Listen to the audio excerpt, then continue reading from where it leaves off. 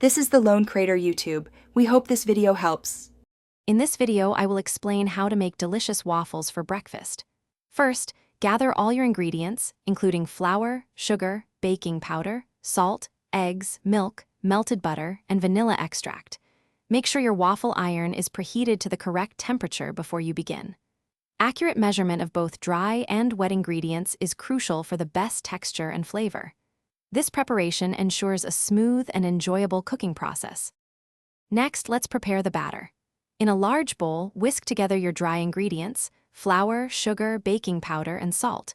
In a separate bowl, combine the wet ingredients, eggs, milk, melted butter, and vanilla extract. Now, pour the wet mixture into the dry ingredients. Stir gently until just combined. A few lumps are perfectly fine. Overmixing can lead to tough waffles, so resist the urge to keep stirring. Now it's time to cook. Lightly grease your preheated waffle iron plates with a little oil or cooking spray.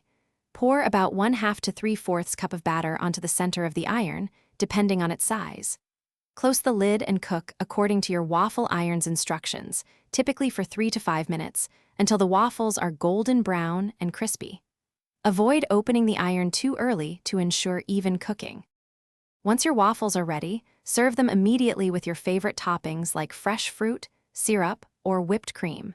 If you are making a larger batch, you can keep cooked waffles warm in a low oven set to about 200 degrees Fahrenheit. This helps maintain their crispiness until everyone is ready to eat.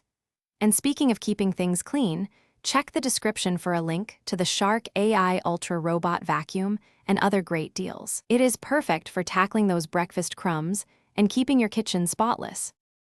Thanks for watching. Consider subscribing if we helped you.